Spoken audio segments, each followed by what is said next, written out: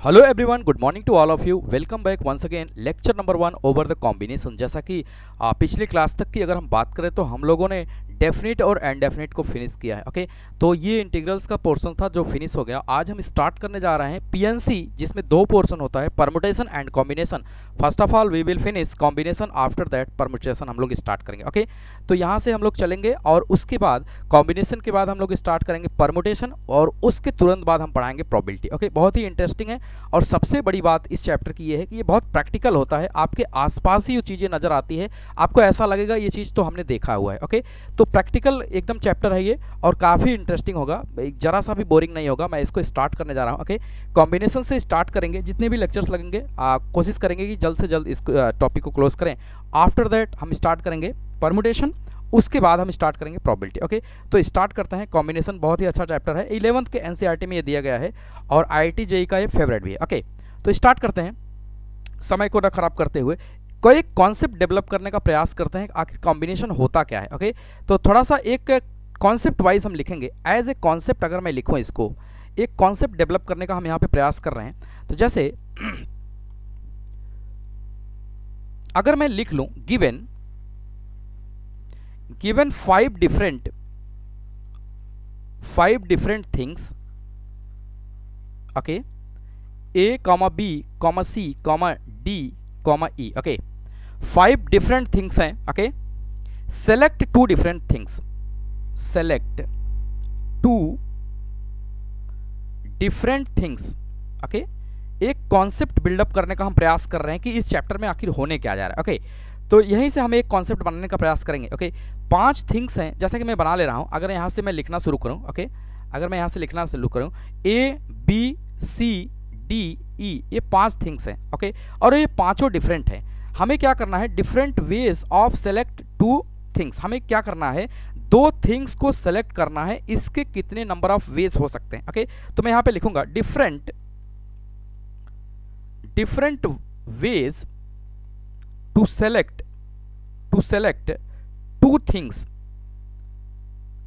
things। केवल 2 थिंग्स को इसमें से सेलेक्ट करना है। इसके कितने तरीके हो सकते हैं ये जानने का हम प्रयास कर रहे हैं। ओके, अगर मैं थोड़ा सा यहाँ पे देखूं, मैं ए को उठा रहा हूं। ओके, मैं ए लिखा, बी लिखा, सी लिखा, डी लिखा, ए लिखा। ओके, अब देखिएगा ए के साथ कौन कौन आ सकता है। 2 डिफरेंट होना चाहिए, 2 डिफरेंट होना चाहिए।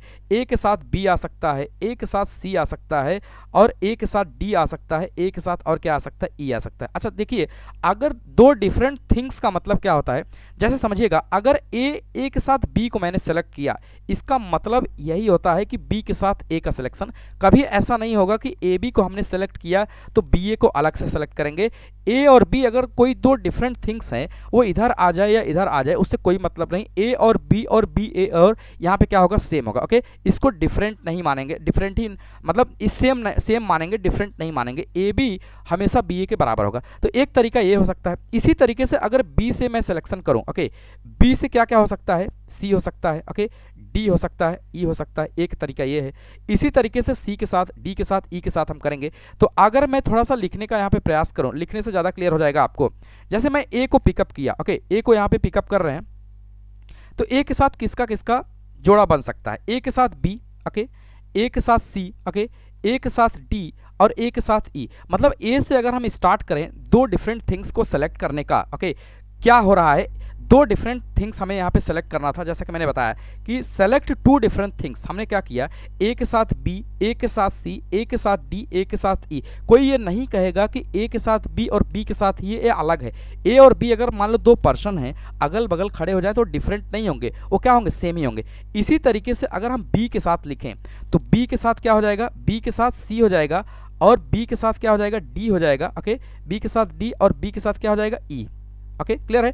अगर मैं बी के साथ ए सेलेक्ट कर लूँ, बी के साथ ए सेलेक्ट कर लूँ, तो वो ऑलरेडी सेलेक्टेड है, वो ऑलरेडी डिफरेंट सेलेक्टेड है। ओके, तो यानी कि बी के साथ सी सेलेक्ट होगा, बी के साथ ए क्यों नहीं होगा, क्योंकि ए बी ऑलरेडी हम ले चुके हैं, ए बी ऑलरेडी हम ले चुके हैं। तो बी के साथ ए नहीं लेंगे, सी लेंगे, डी लेंगे, ई लेंगे, क्योंकि हमें डिफरेंट सेलेक्शंस लेने हैं। ओके, इसी तरीके से अगर मैं सी को पिकअप करूं, ओके, सी के साथ क्या हो सकता है, सी के साथ हम डी ले सकते हैं। ओके, सी के साथ डी ले सकते हैं, सी के साथ क्या ले सकते हैं, ई ले सकते हैं। ओके, तो ये डिफरेंट है। लेकिन अब कोई कहे कि सी के साथ आप बी ले लीजिए, तो बी सी ऑलरेडी यहाँ पे देखिए हमने सेलेक्ट कर रखा है, बी सी BC यहाँ पे ऑलरेडी हमने क्या कर रखा है, सेलेक्ट कर रखा है। तो जो हम ले चुके होते हैं उसको नहीं लेंगे, अदरवाइज वो डिफरेंट नहीं माना जाएगा। ओके, इसी तरीके से अगर हम D की बात करें तो D से क्या हो जाएगा E, D से क्या हो जाएगा E। आप देखिएगा अगर सिलेक्शंस की बात करें तो with the help of basic counting method की अगर हम बात करें, बेसिक काउंटिंग मेथड, तो इसमें कितने हैं 4, ओके, इसमें कितने हैं 4, इसमें कितने हैं 3, 4 3 7, 7 2 कितने हो गए 9, और यहाँ पे अगर हम बात करें 10। यानी कि with the help of counting, यहाँ पे अगर मैं लिखूं with the help of counting, with the help of simple counting, okay, simple counting method, we found that total number of ways of selecting two different things ये equal to कितना हो गया 10, okay, कितना हो गया 10। बेसिक काउंटिंग मेथड से मैंने किया है। अब समझिएगा, हम कॉन्सेप्ट यहाँ पे डेवलप कर लेंगे तो आपको आगे कोई दिक्कत नहीं होगी। यहाँ पे 5 डिफरेंट थिंग्स दिया गया था, जैसे A B C D E, यहाँ पे ये पांचों डिफरेंट्स है, इसमें से किसी 2 को सेलेक्ट करना है। होना ये चाहिए को वो सभी क्या होना चाहिए, डिफरेंट होना चाहिए। तो मैंने क्या किया, A के साथ B ले लिया, A के साथ C ले लिया, A के साथ D, A के साथ E, ये सभी क्या है, डिफरेंट है। अब ऐसे ही B के साथ ले लिया C, D और E, ऐसे C के साथ ले लिया D और C के साथ E, और D के साथ क्या ले लिया E, ओके फाइन। तो ये सभी क्या है, डिफरेंट है, हमें डिफरेंट ही सिलेक्शन करना है। तो सिंपल काउंटिंग मेथड से हमने देखा कितने हो गए 10, सिंपल काउंटिंग मेथड से हमने देखा क्या हो गए 10, ठीक है, ओके। तो आगे अगर हम बढ़ें, एक फार्मूला इसमें मुझे रिमेंबर करना है, तो मैं एज ए फार्मूला यहाँ पे लिखता हूँ, आपको एज ए टूल सिर्फ इसको रिमेंबर कर लेना है। बाइनोमियल थ्योरम का ये पोर्शन होता है, लेकिन यहाँ पे बाइनोमियल पढ़ने की जरूरत नहीं है, एक फार्मूले से हमारा काम हो जाता है, एनसीआर एनपीआर, ओके। हालांकि ये बाइनोमियल का पोर्शन उतनी यहाँ पे जरूरत नहीं है, मैं इतना बता दूंगा कि आपको सफिशिएंट हो जाएगा, ओके। अगर एक फार्मूला मैं लिखूँ एनसीआर, ओके, एनसीआर को मैं लिखता हूँ n factorial upon r factorial n minus r factorial. क्या लिखता हूँ, एनसीआर का फार्मूला होता है n factorial upon r factorial n minus r factorial, okay. अब यहाँ पे एक नया टर्म इंट्रोड्यूस किया फैक्टोरियल, ओके।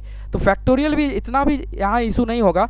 अगर मैं एन फैक्टोरियल की बात करूँ, नोट करके मैं यहाँ पे लिख दे रहा हूँ एन फैक्टोरियल की वैल्यू होती है n into n minus 1, n minus 2, n minus 3 up to कहाँ तक 1 तक, ओके। बेसिक है, पूरा बेसिक है, आपको बस ये 2 टूल याद रखना है, बाकी फिर कहीं पे भी जरूरत नहीं पड़ेगी। हमें बाइनोमियल पढ़ने की इतना जरूरत यहाँ पे नहीं है, हमें ये 2 टूल पता होना चाहिए, और कुछ प्रॉपर्टीज है उसको भी मैं लिखा दूंगा, ओके। जैसे ही अब यहाँ पे हमारे सामने अगर आ जाए 10C3, ओके, 10C3, थोड़ा सा मैं पहले एन फैक्टोरियल को यहाँ पे डिस्कस कर लूँ, ओके। अगर मैं यहाँ पे एन फैक्टोरियल की जगह 5 फैक्टोरियल अगर मैं लिख दूँ, कितना 5 फैक्टोरियल, तो मैं क्या लिखूँगा 5 minus 1, okay, 5 minus 2, okay, 5 minus 3, okay, 5 minus 4, okay, 5 minus 5, last में क्या लिखेंगे 1, ओके, लास्ट में क्या लिखेंगे 1। अब देखिएगा अगर मैं इसको ओपन करूं तो 5 into 4 into 3 into 2 into 1 into, अच्छा 5 माइनस 4, उसके बाद यहाँ पे क्या कर देते हैं, इसके बाद लास्ट में 1 कर देते हैं, कितना कर देते हैं 5 माइनस 4 इंटू क्या कर देंगे 1, ओके। तो यहाँ पे मैं क्या कर दे रहा हूँ 1, ओके, इंटू 1। अगर मैं इसको कैलकुलेट करूँ 5 चौके 20 छक्का 120, कितना आ गया 120, यानी 5 फैक्टोरियल की वैल्यू कितनी आ जाती है 120, ओके। आपको बस इतना ही जानना है। इसी तरीके से अगर मैं अब एक बेसिक मेथड अगर हम बात करें, जैसे हमसे पूछ लिया गया 4 फैक्टोरियल, व्हाट इज 4 फैक्टोरियल, तो हमें क्या करना होता है, 4 से लेफ्ट साइड की यानी रिड्यूस करते हुए इसको लिखते हैं। 4 के बाद क्या आएगा 3, 3 के बाद क्या आएगा 2, 2 के बाद क्या आएगा 1, 1 तक रोक देंगे, ओके। तो इसकी वैल्यू को अगर हम लोग देखें तो कितना हो जाएगा 4 3 12 दूंगा 24, ओके। इसी तरीके से 3 फैक्टोरियल पूछ लेगा तो 3 लिखना है, 3 से कम 2, 2 से कम 1, 1 पे आके रुक जाएंगे, ओके। इसी तरीके से इसकी वैल्यू कितनी हो जाएगी 6, ओके। अगर जैसे कहीं पे मुझे रोकना है फैक्टोरियल को, जैसे अगर n फैक्टोरियल लिखा है तो n लिखेंगे n माइनस 1, मेरी इच्छा है यहीं पे इसको रोकना है तो इसके आगे क्या लगा देंगे फैक्टोरियल, ओके। इसी तरीके से आगे अगर हम बात करें, जैसे लिखा है n factorial n minus 1 n minus 2, okay, n minus 3, मुझे यहाँ रोकना है तो मैं यहाँ पे फैक्टोरियल लगा दूंगा, यानी जहाँ पे स्टॉप करना होता है मैं वहाँ पे क्या लगा दूंगा, एक फैक्टोरियल लगा कर उसको रोक लूंगा, ओके।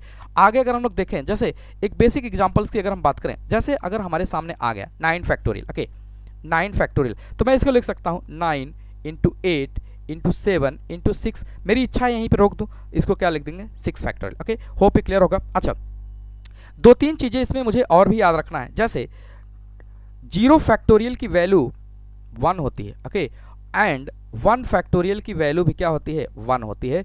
यानी 0 फैक्टोरियल और 1 फैक्टोरियल की वैल्यू यहाँ पे क्या होती है, हमेशा 1 होगी। तो जहाँ कहीं पे भी 0 फैक्टोरियल आ जाएगा या 1 आ जाएगा 1 फैक्टोरियल, उसकी जगह पे हम 1 यूज़ कर लेंगे, ओके। अब जैसे सवाल ये उठता है कि 0 फैक्टोरियल की वैल्यू 1 कैसे आती है, तो एक बेसिक कॉन्सेप्ट है, हम यूज़ कर सकते हैं।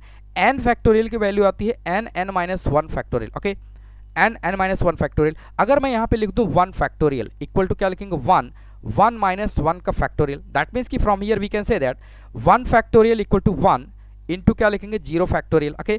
तो 0 फैक्टोरियल की वैल्यू यहाँ से क्या आ जाएगी, 1 अपॉन 1, दैट मीन्स कि 1, ओके। तो 0 फैक्टोरियल की वैल्यू भी कितनी होती है, 1 होती है, और 1 फैक्टोरियल की वैल्यू भी कितनी होती है, 1। ये हमें चीज़ें क्या रखना है, रिमेंबर रखना है, जो हमें आगे हेल्प करेगा, ओके। इतनी सारी बातें हमें सीख लेना है। अब हम बात करेंगे, अभी हम अपने टॉपिक पे नहीं आ पा रहे हैं, अभी बेसिक टूल्स को यहाँ पे प्रिपेयर कर रहे हैं, कौन कौन से टूल यहाँ पे यूज़ होंगे, ओके। तो जैसे अब हमारा है एनसीआर, हमारा जो फार्मूला है वो है एनसीआर। एनसीआर नेक्स्ट पेज से लिखते हैं।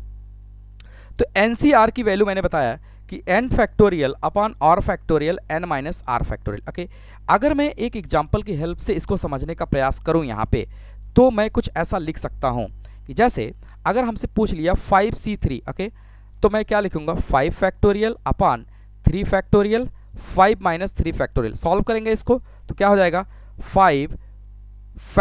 4 इंटू 3 फैक्टोरियल। मैंने कहा कि जहाँ पे मुझे रोकना है वहाँ पे हम क्या करेंगे, फैक्टोरियल का यूज़ कर लेंगे, क्योंकि नीचे 3 फैक्टोरियल है तो इसको रोक लिया, और यहाँ पे क्या बचेगा, 2 फैक्टोरियल। सिंप्लीफाई इसको करेंगे, कितना हो जाएगा, 3 factorial cancelled out to each other, ऊपर कितना हो जाएगा, 20 अपॉन 2 फैक्टोरियल। 2 फैक्टोरियल को अगर हम लोग देखें 2 इंटू 1, दैट मीन्स कि 20/2 कितना आ जाएगा, 10। बेसिक है, बहुत ही बेसिक है, यानी कि इसके ये बाइनोमियल थ्योरम में इसको हम पढ़ते हैं, लेकिन बाइनोमियल यहाँ पढ़ने की कोई ज़रूरत नहीं है। आपको कुछ छोटे छोटे टॉपिक्स पता होना चाहिए, जैसे मैं अभी डिस्कस किया, एनसीआर पता होना चाहिए, n फैक्टोरियल पता होना चाहिए, और कुछ बेसिक प्रॉपर्टी एनसीआर की पता होना चाहिए, तो कॉम्बिनेशन हम लोग पढ़ लेंगे, ओके। आगे बढ़ें, एक एग्जाम्पल और अगर हम ले लूँ, जैसे 10c3 है, ऑलराइट, तो हम क्या लिखेंगे, 10 factorial upon 3 factorial into 10 minus 3, 10 minus क्या लिखेंगे, 3, इसका क्या कर देंगे, फैक्टोरियल, ऑलराइट। तो इसको सिंप्लीफाई करेंगे, 10 factorial upon 3 factorial into 7 factorial. अब देखिएगा, डिनोमिनेटर में अगर कोई वैल्यू बड़ी है तो हम वहाँ तक ला के न्यूमिनेटर वाले पोर्शन को रोक देते हैं, जैसे 10 इंटू 9 इंटू 8 इंटू क्या करेंगे, 7 फैक्टोरियल, नीचे 7 है, 7 factorial into 3 factorial, that means कि यहाँ से कितना आ जाएगा, 9 8 72, ओके, प्लस 10 कितना आ जाएगा, 720 अपॉन 3 फैक्टोरियल। 3 फैक्टोरियल की वैल्यू कितनी आ जाएगी, 3 इंटू 2 इंटू 1, दैट मीन्स कि 720 बाई कितना हो जाएगा, 6, और यहाँ से 720/6 की वैल्यू कितना आ जाएगा, 12 6 72, 120, कितना आ जाएगा, 120। दैट मीन्स कि 10c3 की वैल्यू को अगर हम देखें तो कितना आ जाएगा, 120। 10c3 की वैल्यू कितनी आ जाएगी, 120, ओके। बहुत ही बेसिक है, इसलिए थोड़ा सा स्पीड में चल रहे हैं, जब हम कॉन्सेप्ट की बात करेंगे तो वहाँ पे बिल्कुल आराम से बात करेंगे, ओके। बहुत ही बेसिक है अभी ये, तो इसका ये आंसर हो जाएगा, ओके, फाइन। इसी तरीके से अब हम बेसिक प्रॉपर्टीज़ को डिस्कस करेंगे, क्योंकि बेसिक प्रॉपर्टीज़ यहाँ पे पढ़ना जरूरी तो नहीं है, लेकिन बेसिक प्रॉपर्टीज़ हमारे कैलकुलेशन को क्या करता है, आसान बनाता है, हमारे कैलकुलेशन को क्या बनाता है, आसान बनाता है। तो एनसीआर की कुछ प्रॉपर्टीज़ हम पढ़ लेते हैं, क्योंकि कॉम्बिनेशन में इसकी ज़रूरत पड़ेगी, ओके।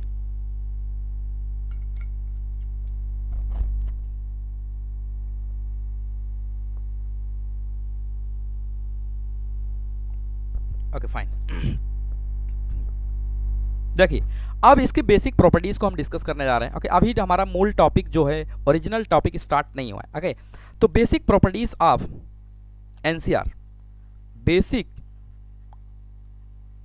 प्रॉपर्टीज ऑफ एनसीआर, मैं इसलिए इसको करवा रहा हूं ताकि आपको कोई दिक्कत ना हो कि ये कहाँ से कैलकुलेट हो रहा है, ओके। इसीलिए अभी हम एज ए इंट्रोडक्टरी वीडियो है, आज एज ए इंट्रोडक्टरी, कि आज थोड़ा सा एक बेस क्लियर हो जाए कि इसमें करेंगे क्या, ओके।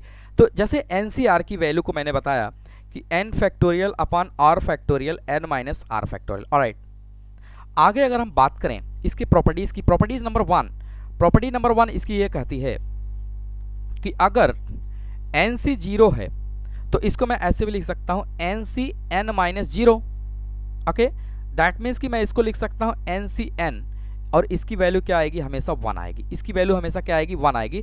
इसका मतलब किसी भी कैलकुलेशन में अगर NC0 लिखा है या NCN लिखा है तो उसका आंसर मैं क्या डाल दूंगा, डायरेक्ट 1 डाल दूंगा। एग्जाम्पल से समझने का प्रयास करते हैं कि किस तरीके से ये हो रहा है। ओके, जैसे अगर मैं लिख दिया 5C0, ओके, तो मैं इसको लिख सकता हूँ 5 फैक्टोरियल अपॉन 0 फैक्टोरियल, और यहाँ पे लिखूंगा 5 माइनस 0 का फैक्टोरियल। दैट मीन्स कि from here we can say that 5 factorial upon 0 factorial into क्या हो जाएगा, 5 फैक्टोरियल, यानी कि यहाँ से आ जाएगा 1 अपॉन 0 फैक्टोरियल, और 1 अपॉन 0 फैक्टोरियल की वैल्यू कितनी आएगी, 1, तो इसका आंसर क्या आ जाएगा, 1। ओके, इसी तरीके से अगर मैं लिख दूँ 5C5 तो इसका रिजल्ट क्या आएगा, 5 फैक्टोरियल अपॉन 5 फैक्टोरियल और 5 माइनस 5 फैक्टोरियल। ऑलराइट, तो क्या हो जाएगा, 5 factorial upon 5 factorial into 0 factorial, 1 upon 0 factorial, that means कि 1 अपॉन 1, हेंस 1। ओके, तो यहाँ से हम ये पूरा समझ पाए कि NC0 की वैल्यू NCN माइनस 0 करें या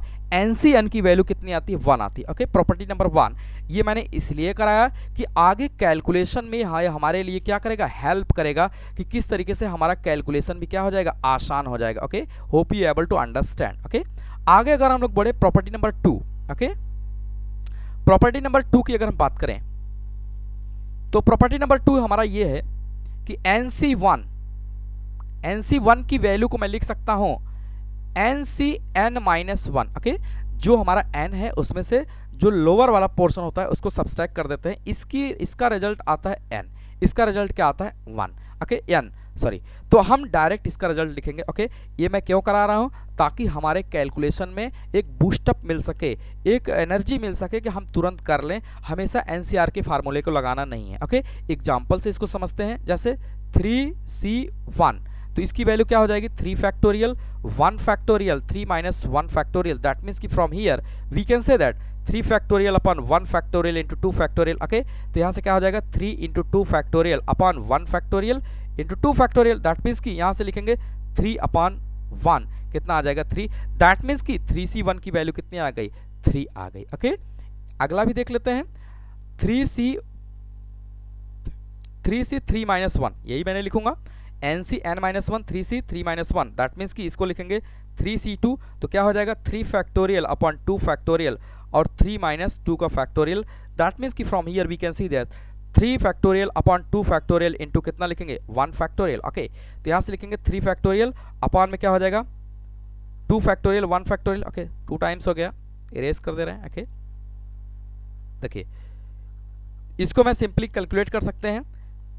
अगर मैं यहाँ पे लिखूँ तो क्या लिखेंगे, 3 factorial 3 into 2 factorial upon 2 factorial into 1 factorial. Okay, कितना हो जाएगा, 3 अपॉन 1 फैक्टोरियल, दैट मीन्स कि 3 अपॉन 1 इक्वल टू कितना आ जाएगा, 3। ओके, बहुत ही बेसिक है, ज़्यादा इसमें दिमाग लगाने की ज़रूरत नहीं है। ओके, आगे अगर हम लोग बढ़ें, एक प्रॉपर्टी और हमें डिस्कस करना है। ओके, अगर थर्ड प्रॉपर्टी की बात करें तो थर्ड प्रॉपर्टी जो कि काफ़ी ज़्यादा इंपॉर्टेंट और अच्छा है, प्रॉपर्टी नंबर 3 ये कहता है कि NCR plus NCR minus 1, okay, इसका रिजल्ट आता है n प्लस 1 CR। ओके, ये प्रॉपर्टी आपको याद रखना है। हालांकि जब मैं बाइनोमियल थ्योरम पढ़ाऊंगा, बाइनोमियल थ्योरम, वहाँ पे फिर से मैं इसकी प्रॉपर्टीज को डिटेल में डिस्कस करूंगा।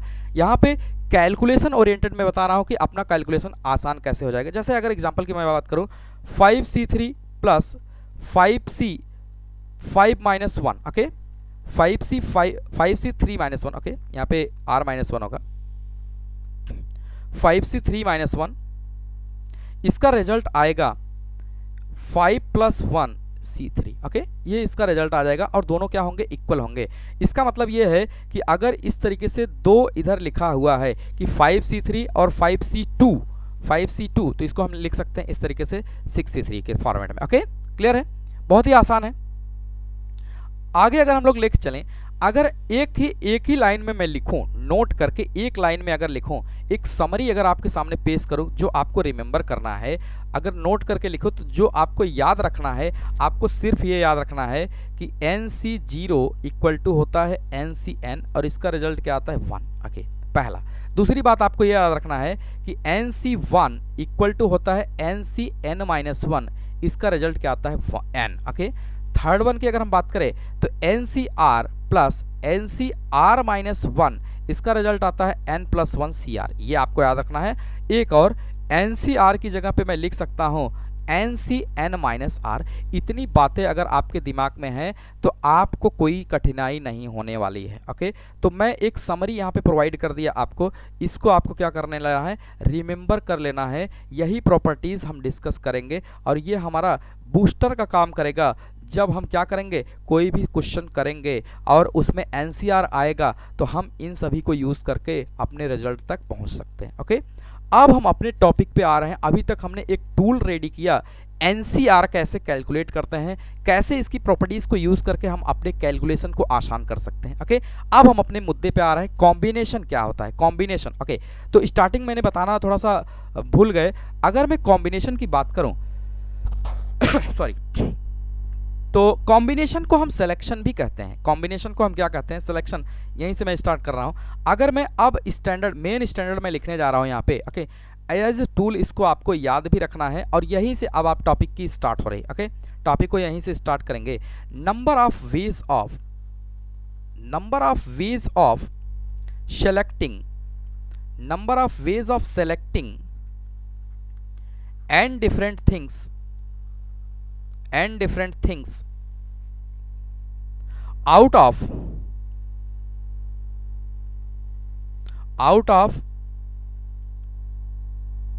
अच्छा, यहां पे थोड़ा सा चेंजेस कर दें, number of ways of selecting r कर दे रहे हैं, r, number of selecting r different things out of n different things, out of n different things will be equal to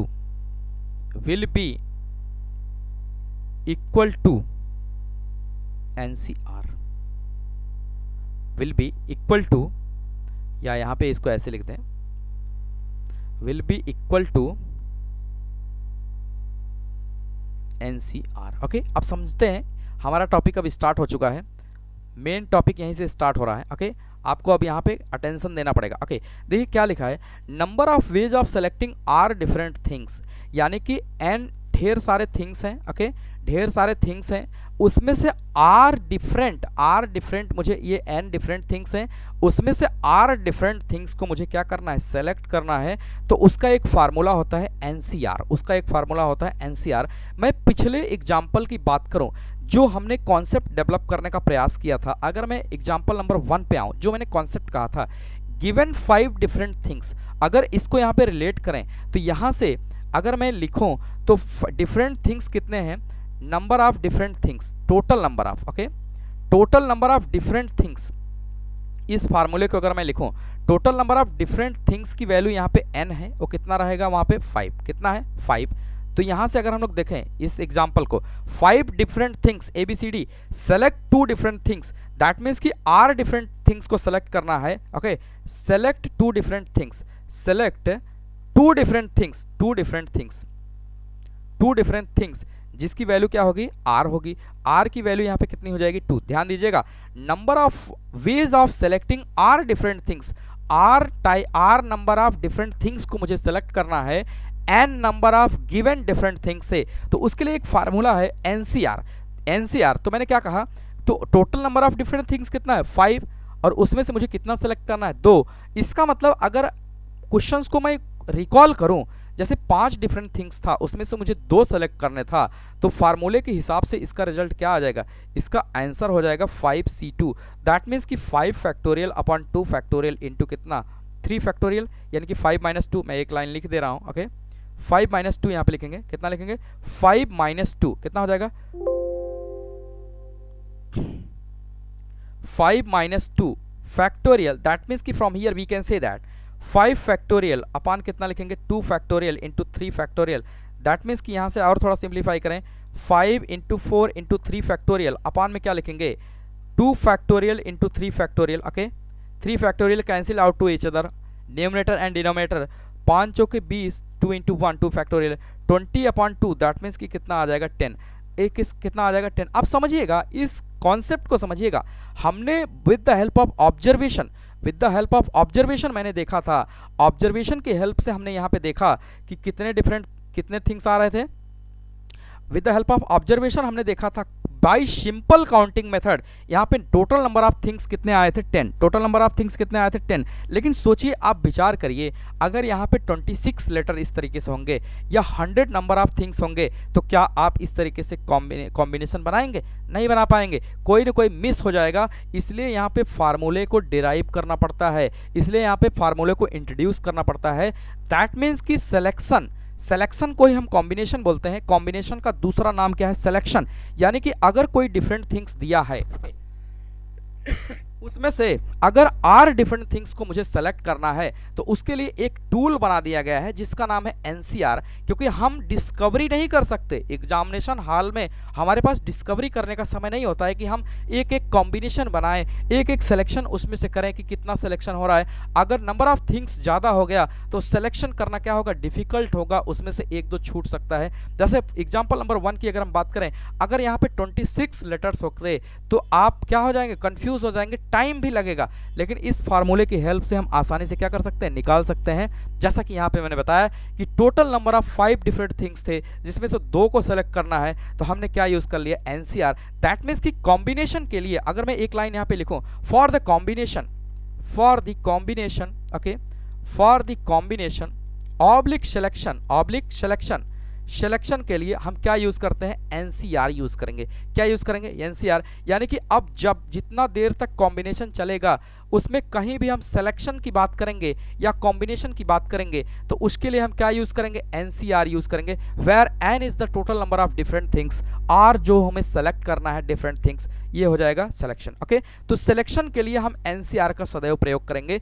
इसके पहले मैंने बता दिया कि एनसीआर की value n factorial upon r factorial, n minus r factorial होता है। बहुत ही सिंपल है, बहुत ही आसान है, बहुत ही इंटरेस्टिंग है। देखिए, with the help of counting, पहला एग्जांपल अगर हम लोग देखें, with the help of practical concept की बात करें, तो यहाँ से मैंने बिल्डअप किया कि कैसे डिफरेंट थिंग्स को with the help of simple counting हमने यहाँ पे किया। लेकिन सिंपल काउंटिंग हम बार बार नहीं करेंगे, हमारे पास एक टूल होना चाहिए जिस टूल से हम आसानी से निकाल सकें। इसलिए यहाँ पे number of ways of selecting r different things out of n different things में से हम क्या यूज करेंगे? एनसीआर सदैव यूज करेंगे। ओके, होप ये क्लियर होगा। आगे अगर हम लोग बात करें, तो इसी क्वेश्चंस को हमने क्या किया? इसी फार्मूले से किया। यानी कि अगर मैं यहाँ पे भी लिखूं with the help of formula, मैं यहाँ पे कर सकता हूँ with the help of formula. अगर मैं यहाँ पे लिखूं, अब मैं यहाँ पे लिख सकता हूँ with the help of formula, with the help of formula. अगर मैं फार्मूले की हेल्प से इसका आंसर लिखूं, तो n की वैल्यू यहाँ पे 5 है, r की वैल्यू 2 है, इसलिए टोटल नंबर ऑफ वेज कितने हो जाएंगे? टोटल नंबर ऑफ वेज कितने हो जाएंगे? 5c2, जिसका रिजल्ट कितना आएगा? 10। ये फार्मूला मेथड है, तो हमें फार्मूला मेथड अपने दिमाग में रखना होता है, क्योंकि एग्जाम सेल में हमें डिस्कवरी करने का समय नहीं होता है कि हम फार्मूला डिज़ाइन करें या वहाँ पे कॉम्बिनेशन बनाएं, वहाँ पे सिलेक्शन करें। ओके, तो फार्मूला वहाँ पे हमारी मदद करता है कि इस तरीके से। ओके, 5c2 से डायरेक्ट रिजल्ट इसका आ जाएगा। ओके, छोटे छोटे क्वेश्चन से स्टार्ट करेंगे तो आपके दिमाग में प्रैक्टिकल ओरिएंटेड दिमाग में आ जाएगा कि किस तरीके से इसको प्रोसीड करेंगे। ओके, राइट डाउन ए क्वेश्चन और आपको यहाँ से क्लियरिटी आने लगेगी किस तरीके से क्वेश्चन इसमें आएंगे। Okay, question find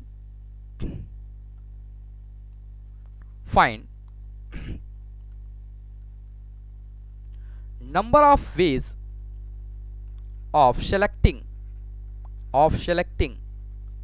four different letters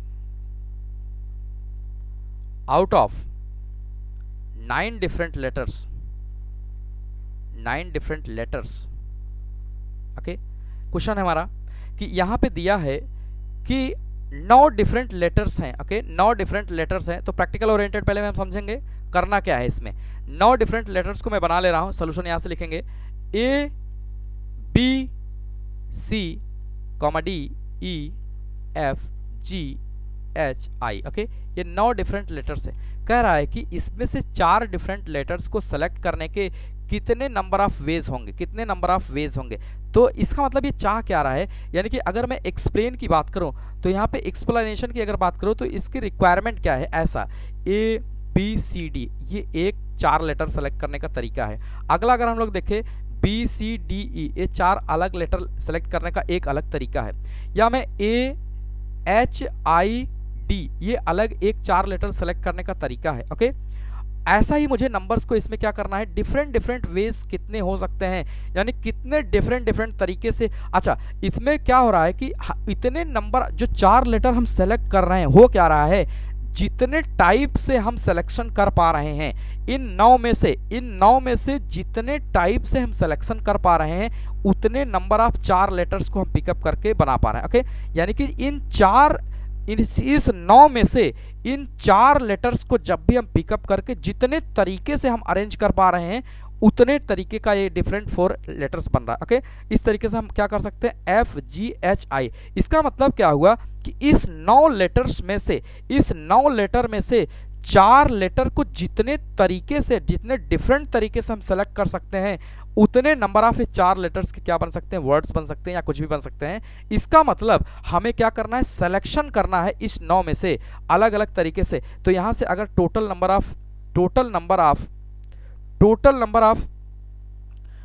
of letters अगर हम लोग देखें तो कितने हैं, n कितना है, 9।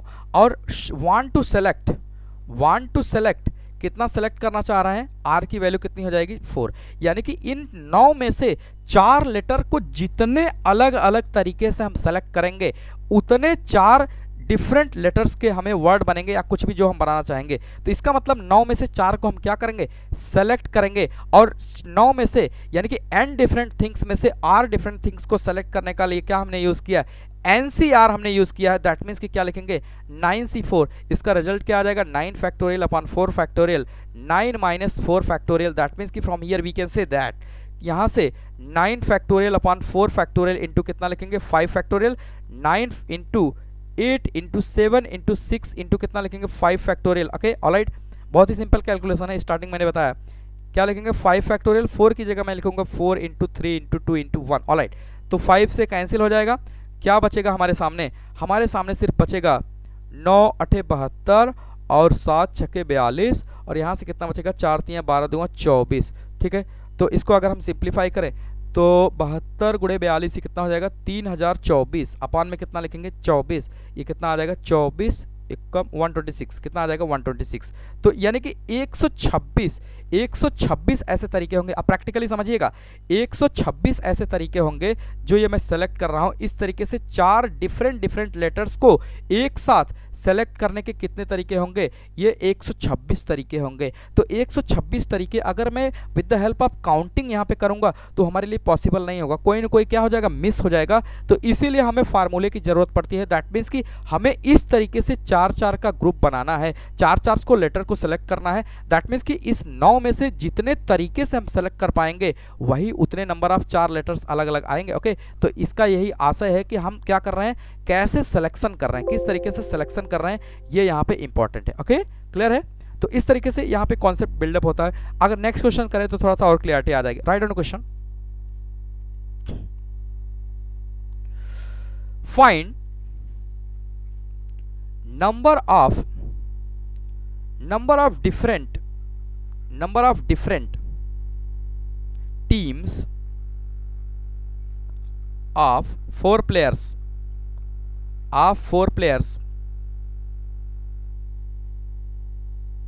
that can be formed out of 10 players. समझिएगा, नंबर ऑफ डिफरेंट टीम्स। अब समझिएगा, जैसे यहाँ पे 10 खिलाड़ी हैं, 10 खिलाड़ी हैं, तो 10 खिलाड़ियों को मैं मेंशन कर ले रहा हूँ। जैसे player 1, player 2, player 3, player 4, player 5, player 6, player 7, player 8, player 9, player 10। Okay, ये खिलाड़ियों के नाम है। ओके, अच्छा देखिए, बहुत सारे लोग इसमें इंटरेस्टेड होते हैं, बस ये 10C4 कर दीजिए। हमारा ये चैप्टर पढ़ाने का कोई मोटो नहीं है कि हम 10C4 कर दें। Explanation is more important. यहाँ पे यही क्यों लगाया जा रहा है, अदरवाइज इस टॉपिक में कोई वो ऐसा इशू नहीं है कि केवल 10C4 लगा दीजिए आंसर आ जाएगा। यहाँ पे ऐसा कोई इशू नहीं है, समझने का प्रयास करिए। ओके, 10 प्लेयर्स हैं, यहाँ पे 10 प्लेयर्स हैं। इस तरीके से कह रहा है कि एक टीम बनाना है 4 प्लेयर्स की। अगर मैं यहाँ से एक ऐसा P1 ले लिया, P2 ले लिया, P3 ले लिया, P4, तो क्या ये 4 लोगों की एक टीम है। ओके, ये है एक टीम, ये क्या है, एक टीम, ए टीम। अगर इसी तरीके से मैंने ले लिया P2, P3, P4, P5, okay, ये भी क्या होगा, एक टीम होगा। ये भी क्या होगा, एक टीम होगा। इसी तरीके से अगर हम ले लिए P6, P7, P3, P4, ये भी क्या होगा, एक 4 लोगों की क्या होगी, टीम। इसका मतलब क्या है कि हमें इन 4 लोगों का लेके एक टीम बनाना है। तो हम अल्टीमेटली कर क्या रहे हैं पता है, अल्टीमेटली हम कर क्या रहे हैं, हम इस 10 जो प्लेयर्स हैं उस 10 प्लेयर में से 4 लोगों का सिलेक्शन कर रहे हैं। 4 लोगों का क्या कर रहे हैं, सिलेक्शन। क्योंकि टीम कैसे बन रही है आप समझिए, इस 10 में से जब भी हम 4 को पिकअप कर रहे हैं, इस 10 प्लेयर में से जब भी हम 4 प्लेयर को पिकअप कर रहे हैं तो एक टीम बन जा रहा है। हमें इसी तरीके से डिफरेंट टीम्स बनानी है, डिफरेंट क्या बनानी है, टीम बनानी है। दैट मीन्स कि हम क्या कर रहे हैं कि हमें इस 10 प्लेयर में से जितने नंबर ऑफ प्लेयर्स को हम सेलेक्ट करके 4 का टीम बना सकते हैं, यानी कि जितने नंबर ऑफ तरीके से हम इन 4 प्लेयर को इस 10 में से सेलेक्ट करेंगे उतने नंबर ऑफ क्या बन रहा है, टीम बन रहा है। दैट मीन्स कि यहाँ से अगर हम क्लियरली लिखें, अगर मैं क्लियरली यहाँ पे लिखें तो मैं यहाँ से ये कह सकता हूँ clearly, number of teams will be same as the number of ways of selecting 4 players out of 10 players okay. हम इस 10 खिलाड़ियों में से 4 को जितने तरीके से सेलेक्ट कर रहे हैं उतने नंबर ऑफ क्या बन रहे हैं, टीम बन रहा है। इसका मतलब इस 10 में से 4 को सेलेक्ट करने का कितने तरीके हैं, 10c4, यानी कि 10 प्लेयर्स में से n थिंग्स में से r डिफरेंट थिंग्स को सेलेक्ट करने का क्या वेज होता है, ncr। दैट मीन्स कि 10 प्लेयर में से 4 को सेलेक्ट करने का क्या तरीका होगा, 10c4। अब धीरे धीरे हम अपना टेम्परा चेंज कर रहे हैं। सिलेक्शन जब भी बात आएगी, जैसे 10 थिंग्स है, n थिंग्स है, उसमें से r को सेलेक्ट करना था ncr, 10 थिंग्स है उसमें से 4 को सेलेक्ट करना है तो क्या लिखेंगे, 10c4। तो क्या हो जाएगा, 10 factorial upon 4 factorial, 10 minus 4 factorial. That means कि from here we can say that 10 factorial upon 4 factorial into 6 factorial. That means कि 10 इंटू 9 इंटू 8 इंटू 7 इंटू क्या लिखेंगे, 6 फैक्टोरियल। 4 को मैं एक्सटेंड कर दे रहा हूँ, 4 into 3 into 2 into 1 into 6 factorial. 6 cancel हो जाएगा, 6 कैंसिल हो जाएगा, सिर्फ क्या बचेगा यहाँ पे 9 8 72 और 7 दहाई 70, ओके। और नीचे क्या बचेगा, 4 3 12 दूंगा 24, ओके। 4 3 12 दूंगा कितना बचेगा, 24। इसको सिंप्लीफाई करेंगे तो आ जाएगा ऊपर 5040 अपान में कितना आ जाएगा, 24। इसको सिंप्लीफाई करेंगे कितना आ जाएगा, 210। यानी कि इसका मतलब ये हुआ, आप देखिएगा समझिएगा, क्वेश्चंस करना बड़ी बात नहीं है, उसका इंटरप्रिटेशन इंपॉर्टेंट है कि किस तरीके से यहाँ पे क्या हो रहा है। यहाँ पे 10 प्लेयर्स थे, उसमें से 4 को लेके अलग अलग टीम बनाने का अगर यहाँ पे देखा जाए तो कितने नंबर ऑफ वेज हो जाएंगे, यहाँ पे कितने नंबर ऑफ वेज हो जाएंगे, अगर हम बात करें तो कितना आया है 210। यानी कि 4 लोगों को लेके अलग अलग टीम बनाने के टोटल नंबर ऑफ वेज की अगर बात करें तो कितना हो जाएगा, वो हो जाएगा 210। कितना हो जाएगा, 210। इसी तरीके से जैसे ये लेके मैंने बनाया है कि 4 प्लेयर को लेके एक टीम बनाया है, ये डिफरेंट है, ये डिफरेंट है ना। इससे कोई फर्क नहीं पड़ता इस टीम में कौन है, यानी टीम बनाने का जो वेज होगा, पहला टीम दूसरी टीम से इंडिपेंडेंट होगा, कोई डिपेंडेंसी नहीं, केवल 4 को लेके नंबर ऑफ टीम्स बनाने के कितने तरीके हैं यहाँ पे ये बताया जा रहा है। ओके, क्लियर है। तो कितने हो जाएंगे, 210। इसी तरीके से क्वेश्चंस को थोड़ा सा अगर हम आगे बढ़ाएं तो एक क्वेश्चन और लिखते हैं, उम्मीद करते हैं थोड़ा थोड़ा क्लियरिटी आ रही होगी। Okay, find number of different triangles that can be formed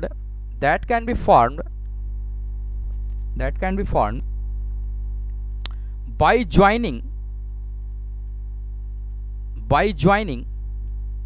vertices of a regular octagon। Okay, समझिएगा, यहां पे एक ऑक्टागन है। ओके, एक ऑक्टागन है। तो पहले तो ये समझते हैं यहां पे ट्रायंगल बनाना है। ट्रायंगल कैसे बनता है, ठीक है, ट्रायंगल कैसे बनता है। तो मैं थोड़ा सा यहाँ पे लिखेंगे नोट करके, when we join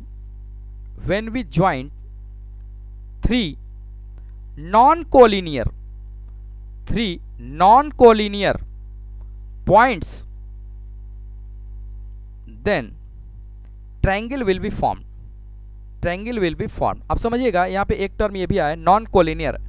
2 points are always collinear. Collinear का मतलब क्या होता है? एक सीधी रेखा। जैसे मैंने क्या कहा, 2 पॉइंट्स आर ऑलवेज कोलिनियर, एक सीधी रेखा में होगा, but more than 2 points may or may not be collinear. Okay, आगे इस पे मैं बात भी करूंगा, क्वेश्चंस भी कराएंगे। 2 points are always collinear but more than 2 points may or may not be collinear. अब देखिएगा, जैसे यहाँ पे मैंने 2 पॉइंट्स ले लिया, ए और बी। ओके, समझिएगा, ए और बी ले लिया। ओके, ए और बी ले लिया 2 पॉइंट्स। तो 2 पॉइंट्स हमेशा एक सीधी रेखा में होगी। कोलिनियर का मतलब एक सीधी रेखा में। लेकिन क्या अगर मैं 3 पॉइंट ले लूं, समझिएगा, अगर मैं 3 पॉइंट ले लूं इस तरीके से, एक ही लाइन पे, एक लाइन पे अगर मैं 3 पॉइंट्स ले लूं, ओके, बना ले रहे हैं, मैं 3 पॉइंट ले लिया। जैसे मैंने यहां पे मान लिया कि this is the point number A and this is the point number B and this is the point number C. Okay, अगर ये 3 पॉइंट्स थे, एक हवा में 3 पॉइंट्स थे, इन तीनों पॉइंट्स को मिला के क्या ट्रायंगल बना? नहीं। तो ये ऑल 3 पॉइंट्स आर कैसे हैं? कोलिनियर। कैसे हैं? कोलिनियर। ट्रायंगल नॉट फॉर्म, यानी कि कोई भी अगर कोलिनियर पॉइंट होगा तो उससे ट्रायंगल बनने वाला नहीं है, क्योंकि यहाँ पे हमें क्लियरली दिख रहा है कि अगर तीनों पॉइंट्स कोलिनियर होंगे वो ट्रायंगल नहीं बनने वाला है। और जैसा कि मैंने बता दिया कि 2 points are always collinear, 2 points are always collinear, 2 points are always collinear, यानी वो सीधी रेखा में ही रहेगा। 2 points are always collinear but more than 2 points may or may not be collinear. जैसे यहाँ पे मैंने दिखाया कि अगर मैं एक पॉइंट यहाँ, एक पॉइंट यहाँ में मान लूँ, तो देखिए 2 पॉइंट्स तो कोलिनियर है, इन दोनों पॉइंट्स को अगर मैं मिलाऊँ कोलिनियर है, लेकिन तीसरा पॉइंट देखिए उसकी सीधी रेखा में नहीं है, दैट मीन्स कि ये पॉइंट कोलिनियर नहीं है। अब इन तीनों पॉइंट्स को जब भी हम मिलाएंगे तो देखिए एक ट्रायंगल बन रहा है। मैंने अगर इसको ए मान लिया, इसको बी मान लिया, इसको सी मान लिया, तो ये क्या बन रहा है? ट्रायंगल बन रहा है। दैट मीन्स कि 3 नॉन कोलिनियर पॉइंट्स फॉर्म्ड ए ट्रायंगल, यानी कोई भी ट्रायंगल बनाने के लिए हमें 3 नॉन कोलिनियर पॉइंट चाहिए होता है। यानी कि कभी भी अगर मुझे क्या बनाना है, ट्रायंगल बनाना है, तो 3 हमें नॉन कोलिनियर पॉइंट चाहिए होता है, क्योंकि जब भी हम नॉन कोलिनियर पॉइंट्स को मिलाएंगे 3, तभी जाके ट्रायंगल बनेगा। अगर इन तीनों पॉइंट्स को आप गौर करिएगा, ए बी सी क्या है? कोलिनियर पॉइंट्स हैं, इनको मिलाने पे ट्रायंगल नहीं बन रहा है, केवल एक लाइन बन रहा है। 3 नॉन कोलिनियर पॉइंट्स को जब भी हम मिलाएंगे तो क्या बनेगा? एक ट्रायंगल बनेगा। अब आते हैं क्वेश्चंस पे। हमारा क्वेश्चन ये है, find number of different triangle that can be formed by using vertices of a regular octagon. तो मैं एक ऑक्टागन बना ले रहा हूँ। ओके, एक ऑक्टागन मैं बना ले रहा हूँ, बहुत क्लियर तो नहीं बना पाऊंगा लेकिन मैं बना ले रहा हूँ। ओके, एक ऑक्टागन मैं बना ले रहा हूँ। ओके,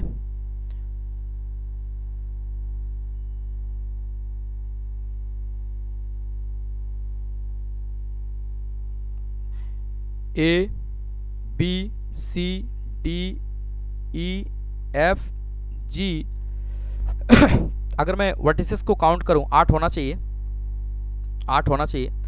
1 2 3 4 5 6 7। ओके, एक और होना चाहिए, तो एक मैं ऐसा कर रहा हूं, यहाँ पे तोड़ के इसको थोड़ा सा ऊपर कर दें।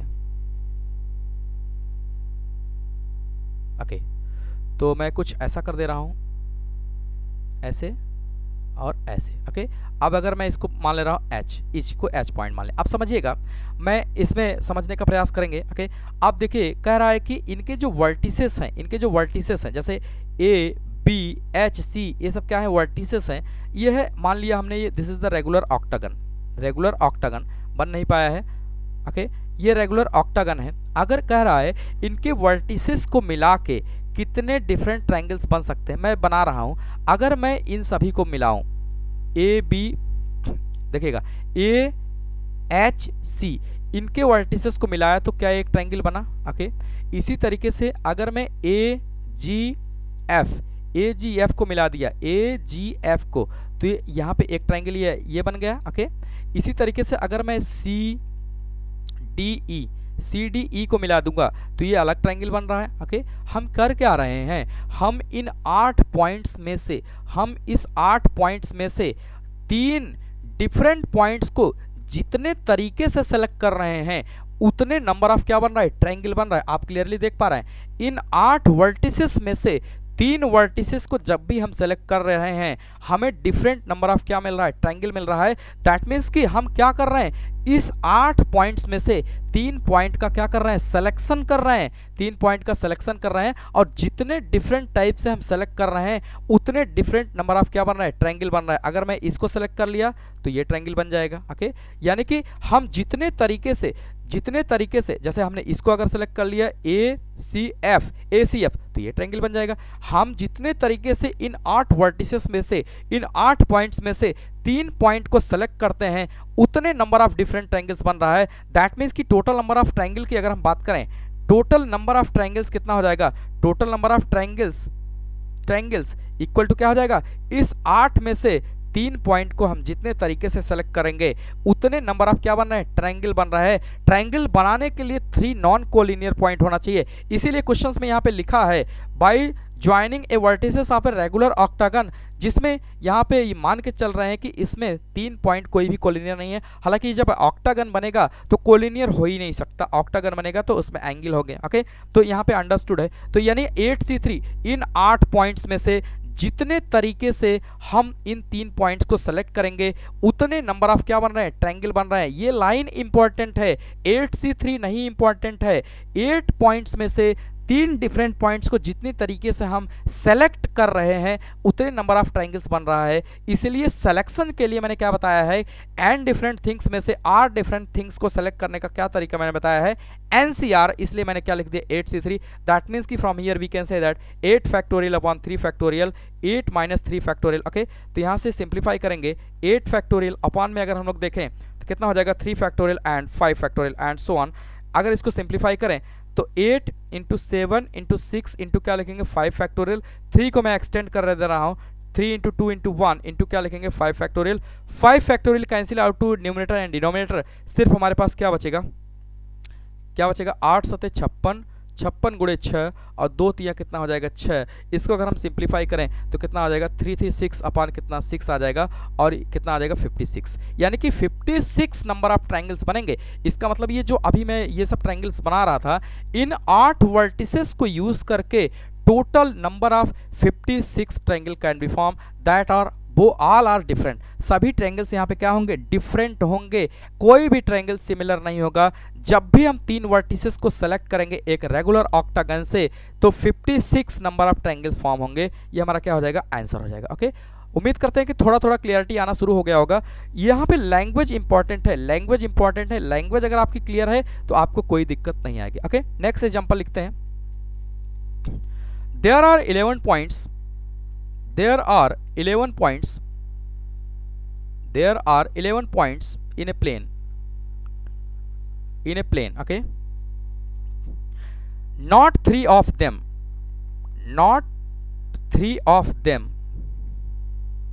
are collinear, okay. Find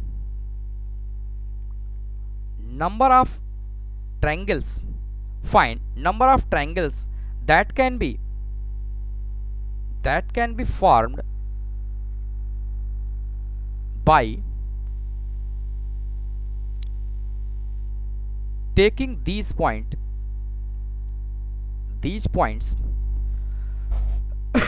sorry as vertices of triangle।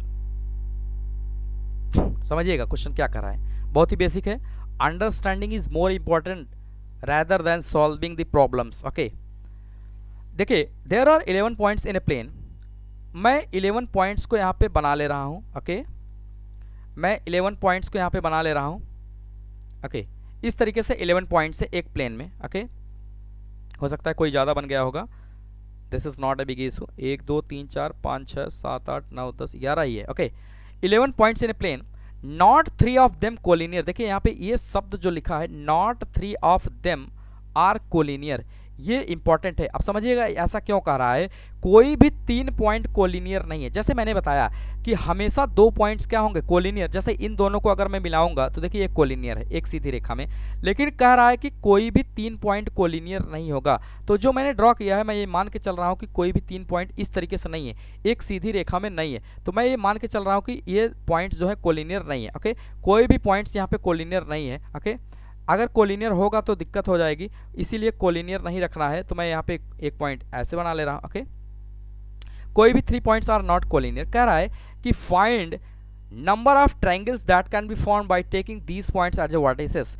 ये जो वर्टिसेस दिया गया है इसको अगर ट्रायंगल का, ये जो पॉइंट्स है अगर इसको ट्रायंगल का वर्टिसेस कंसीडर किया जाए, जैसे मैं इसको मान ले रहा हूँ, एक इसको सेलेक्ट किया, इसको इनको मिलाया तो देखो एक ट्रायंगल बना, एक क्या बना, ट्रायंगल। अभी हमने देखा कि कभी भी 3 पॉइंट्स को जब भी हम मिलाते हैं तो क्या बनता है, एक ट्रायंगल बनता है। क्या बनता है, एक ट्रायंगल बनता है। इसका मतलब ट्रायंगल बनाने के लिए मुझे 3 वर्टिसेस की जरूरत पड़ेगी, तो मैंने ये बना लिया। तो इसको अगर मैं मान लिया ए और बी, इसको सी, इसी तरीके से अगर मैं इसको मान लिया डी और इसको ई, तो देखिए अब इन तीनों पॉइंट्स को अगर मिलाएंगे तो एक अलग ट्रायंगल बनेगा। इन तीनों पॉइंट्स को मिलाएंगे तो एक अलग ट्रायंगल बनेगा। ओके, इन तीनों को मिलाएंगे तो एक अलग ट्रायंगल बनेगा। हो क्या रहा है यहाँ पे, यहाँ पे हो ये रहा है कि हम जितने तरीके से इन 11 पॉइंट्स में से 3 को सेलेक्ट कर रहे हैं, उतने नंबर ऑफ डिफरेंट टाइप्स के क्या बन रहे हैं, ट्रायंगल्स बन रहे हैं। दैट मीन्स यहाँ पे क्या हो रहा है, सिलेक्शन हो रहा है। 11 पॉइंट्स में से 3 को सेलेक्ट करने के जितने तरीके होंगे उतने नंबर ऑफ डिफरेंट ट्रायंगल्स बन रहे हैं। अच्छा, यहाँ पे जो लिखा है नॉट 3 ऑफ देम कोलिनियर, अगर 3 पॉइंट कोई कोलिनियर हो जाएगा इस तरीके से, तो जब इन तीनों को मिलाएंगे तो ये ट्रायंगल नहीं बनाएगा। इसीलिए वो पॉइंट वहाँ पे मेंशन किया गया है कि कोई भी 3 पॉइंट कोलिनियर नहीं है। 2 पॉइंट ऑलवेज कोलिनियर होता है, लेकिन मोर देन 2 पॉइंट्स में और may not be collinear. Already मैंने लिखवा चुका है, बता भी दिया है, अभी कई बार इसकी मैं चर्चा करूंगा। Okay, 2 points are always collinear but more than 2 points may or may not be collinear. Hope you are able to understand what I am saying till now. Okay, तो देखिए इसका मतलब क्या लिखेंगे कि total number of triangles equal to हो जाएगा इस 11 पॉइंट्स में से 3 पॉइंट को सेलेक्ट करने के कितने तरीके हो जाएंगे, 11C3, यानी कि इतने नंबर ऑफ क्या बनेंगे, ट्रायंगल बनेंगे। तो इसको सॉल्व कर लेते हैं। 11 फैक्टोरियल अपॉन 3 फैक्टोरियल, 11 माइनस कितना लिखेंगे, 11 माइनस 3 फैक्टोरियल। दैट मीन्स कि from here we can say that 11 factorial upon 3 factorial into कितना लिखेंगे, 11 में से 3 गए कितना आ जाएगा, 8 फैक्टोरियल। सिंप्लीफाई करेंगे 11 into 10 into 9 into 8 factorial. Okay, upon में क्या लिखेंगे, 3 इंटू 2 इंटू 1 इंटू क्या लिखेंगे, 8 फैक्टोरियल। एक कैंसिल हो जाएगा, हमारे पास क्या बचेगा, 11 9 99, 990 अपान में क्या बचेगा, 2 3 6, 990 अपान कितना बचेगा, 6। इसको अगर मैं डिवाइड करूं तो हमारे सामने एक रिजल्ट आ जाएगा 165 is the answer. That means कि from here we can say that कि अगर इस तरीके से 11 पॉइंट्स किसी प्लेन में हैं और मुझे ट्रायंगल बनाना है, जैसा कि ऑलरेडी ये टॉपिक नहीं, एक तरह से ये जो हम क्वेश्चंस करा रहे हैं, क्वेश्चन नहीं, एक तरीके से ये कॉन्सेप्ट बिल्डअप हो रहा है। एक तरीके से क्या बिल्डअप हो रहा है, कॉन्सेप्ट बिल्डअप हो रहा है। होप ये क्लियर हो गया होगा कि किस तरीके से इसको करेंगे। ओके, तो उम्मीद करते हैं ये समझ में आया होगा। ओके तो आज के लिए इतना ही रखते हैं, एज ए इंट्रोडक्टरी वीडियो है। मिलते हैं नेक्स्ट वीडियो में कुछ अच्छे सवाल के साथ, कुछ अच्छे कॉन्सेप्ट के साथ। तो उम्मीद करते हैं समझ में आया होगा। हमने इस टॉपिक में सिर्फ ये सीखने का प्रयास किया कि जो सिलेक्शन होता है उसी को कॉम्बिनेशन बोलते हैं, सिलेक्शन को ही क्या बोलते हैं, कॉम्बिनेशन बोलते हैं। अगर ढेर सारी डिफरेंट थिंग्स दी गई हैं, सेम ना हो, उसमें से कुछ डिफरेंट थिंग्स को मुझे सेलेक्ट करना हो एट अ टाइम, तो हम क्या करेंगे, एनसीआर का यूज़ करेंगे। और एनसीआर के कुछ बेसिक प्रॉपर्टीज़ को भी यहाँ पे हमने देखा कि किस तरीके से हम बेसिक प्रॉपर्टीज़ को यूज़ करके अपने क्वेश्चंस को सिंप्लीफिकेशन को आसान कर लेते हैं। तो यहाँ पे एक फार्मूला आपके दिमाग में होना चाहिए, प्रॉपर्टीज़ होना चाहिए। सिलेक्शन के लिए, दैट मीन्स कॉम्बिनेशन के लिए हम एनसीआर का यूज़ करेंगे। किसका यूज़ करेंगे, एनसीआर का यूज़ करेंगे। ओके, उम्मीद करते हैं समझ में आया होगा। इसी तरीके से ये चलता रहेगा और कुछ ही दिनों में हम इसको फिनिश कर देंगे बहुत अच्छे तरीके से। उसके बाद हम स्टार्ट करेंगे permutation and after that probability, और उम्मीद है कि आप एंजॉय जरूर करेंगे। डिस्क्रिप्शन को चेक करना ना भूलें, इसके डिस्क्रिप्शन में हम क्या करते हैं, नोट्स को थोड़ी देर में प्रोवाइड कर देते हैं। ओके, तो मिलते हैं कल एक नए टॉपिक के साथ जो कि काफ़ी अच्छा होगा, और इसी का इन्हेंस फॉर्मेट हम लेके आएंगे और अलग टाइप के डिफरेंट टाइप के वेरिएशंस ऑफ क्वेश्चंस लेके आएंगे। आईआईटी और 12th जो 11th में एनसीईआरटी में है उसको भी लेके आएंगे। ओके, तो मिलते हैं कल। एक नए टॉपिक के साथ और नए क्वेश्चंस के साथ जो कि काफ़ी अच्छा होगा। तब तक के लिए बाय बाय, थैंक यू।